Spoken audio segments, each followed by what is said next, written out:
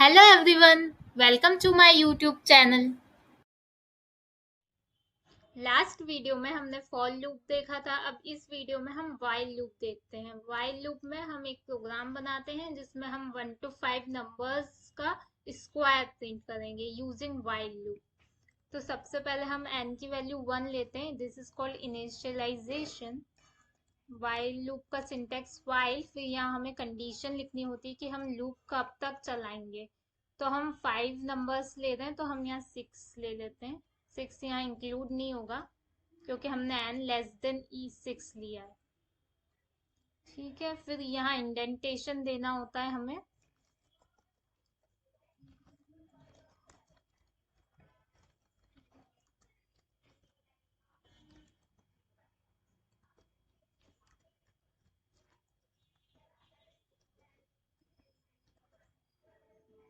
n के square के लिए हम n इंटू n करते हैं।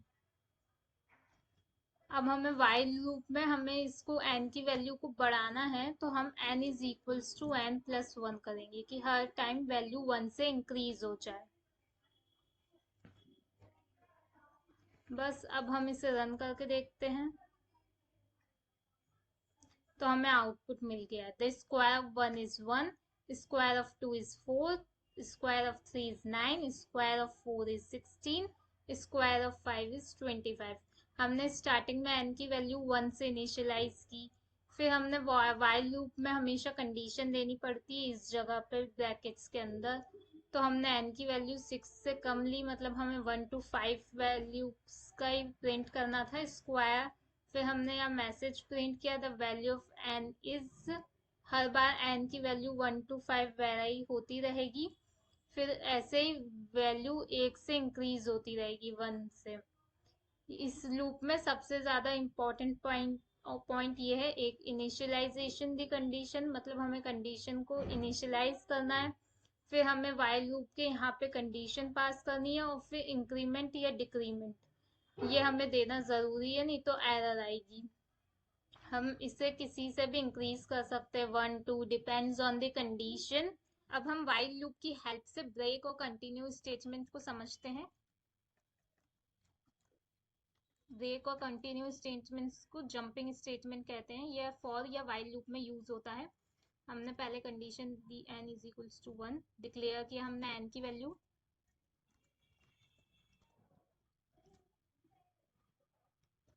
हमें यहाँ सेमी कॉलन लगाना पड़ता है, ये वाइल लूप के सिंटेक्स में इंक्लूड है।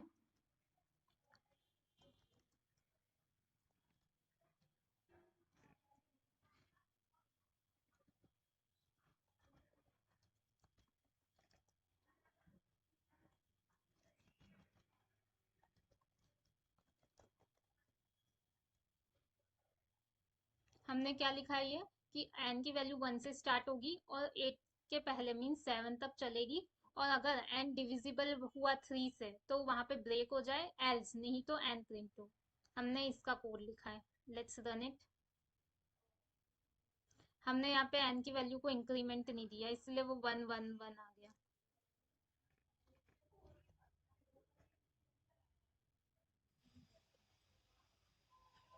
देखिए here output is 1 and 2। First n की वैल्यू 1 थी और n की वैल्यू 1 थी और n 8 से कम था, n इज लेस देन 8, तो हमारी कंडीशन ट्रू हुई। तो हम लूप के अंदर आए, फिर हमने चेक किया इफ n डिविजिबल बाय 3, तो 1 इज नॉट डिविजिबल बाय 3। तो एल्स पे गए, प्रिंट n, तो n की वैल्यू 1 थी तो 1 प्रिंट हो गया। फिर n की वैल्यू 1 से इंक्रीज हुई, फिर लूप वापस यहाँ गया और कंडीशन चेक हुई कि n की वैल्यू 2 हो गई, अब एक इंक्रीमेंट हो गया तो 2 इज लेस देन 8। तो फिर इफ से कंडीशन चेक हुई कि 2 इज डिविजिबल बाय 3 और नॉट, तो 2 इज नॉट डिविजिबल बाय 3। तो एल्स में गए, एल्स ब्लॉक एग्जीक्यूट हुआ तो फिर 2 की वैल्यू प्रिंट हो गई। अब n is equals to n plus 1, तो n की वैल्यू अभी 2 थी तो 1 इंक्रीज हुई तो n की वैल्यू 3 हो गई। तो 3 अब n वापस चेक हुई कंडीशन की n की वैल्यू 8 से कम है कि नहीं, तो वो 3 इज लेस देन एट 8, तो कंडीशन ट्रू हुई। तो हम इफ ब्लॉक में आए, 3 इज डिविजिबल बाय 3, तो वहां पे लूप ब्रेक हो गया और हम आउट ऑफ लूप आ गए। हम इस एग्जाम्पल की हेल्प से कंटिन्यूस स्टेटमेंट को समझते हैं। सबसे पहले हमने वेरिएबल को var डिक्लेयर किया है, उसकी वैल्यू हमने 7 दी है, हम कोई भी वैल्यू दे सकते हैं। फिर हमने कंडीशन डाली है कि var ग्रेटर देन 0 होना चाहिए, अगर ये कंडीशन सेटिस्फाई करती है तो ही while लूप एग्जीक्यूट होगा। फिर हमने ये जो इंक्रीमेंट और डिक्रीमेंट हम जो नीचे दे रहे थे अभी, हमने ये यही दिया है, var is equals to var -1। फिर if var is equals to 5, अगर var की वैल्यू 5 होती है तभी ये कंटिन्यू वाला स्टेटमेंट एग्जीक्यूट होगा, और नहीं होता है तो डायरेक्ट प्रिंट var हो जाएगा। और फिर ये जो गुड बाय लिखा है ये while इस लूप के एंड होने पर ही प्रिंट होगा। तो सबसे पहले var की वैल्यू 7 है तो कंडीशन सेटिस्फाई करती है, कंडीशन इज ट्रू। तो फिर var की वैल्यू चेंज होके 6 हो गई, 1 माइनस, तो 7 माइनस 1 6। तो अगर 6 5 के इक्वल नहीं है तो f वाला ब्लॉक प्रिंट नहीं हुआ, तो नीचे आ जाए तो यहाँ पे प्रिंट var, तो var की वैल्यू 6 है तो वो 6 यहाँ प्रिंट हो गई। फिर वापस लूप में ऊपर गए तो अब वैल्यू 6 है, 6 is greater than 0, condition true. तो अब फिर var की वैल्यू 1 माइनस हुई तो 5, तो var की वैल्यू अब 5 हो गई तो कंडीशन ट्रू हो गई, मतलब इफ ब्लॉक एग्जीक्यूट हो गया। तो इसने डायरेक्ट कंटिन्यू लिखा हमने यहाँ पे, तो डायरेक्ट यहाँ चले जाएंगे कि var की वैल्यू अब 1 माइनस हो गई है, तो अब var की वैल्यू 4 हो गई है, तो 4 इज ग्रेटर देन 0, तो यहाँ पे 4 प्रिंट हो गया है। फिर देखो 3 भी 5 नहीं के इक्वल नहीं है तो कंटिन्यू स्टेटमेंट एग्जीक्यूट नहीं हुआ, फिर 3 प्रिंट हो गया। फिर इसी तरह 2 और 1, फिर लास्ट में जब पूरा लूप ओवर हो चुका है तो फिर हम प्रिंट हो गया अपना गुड बाय। अब हम एक और प्रोग्राम देखते हैं, इसका आउटपुट क्या आएगा।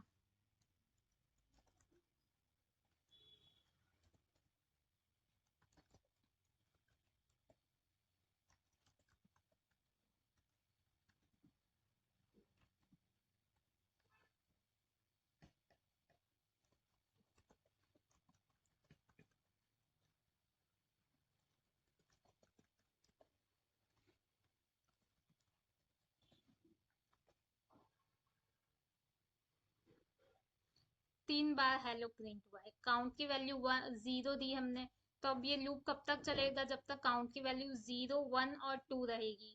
तो 3 बार लूप चला, काउंट की वैल्यू 0 रही है ना, फिर 0 इज लेस देन 3, तो ये कंडीशन ट्रू हुई, तो काउंट की वैल्यू 1 से इंक्रीज हुई, तो काउंट की वैल्यू 1 हो गई और फिर हेलो प्रिंट हो गया।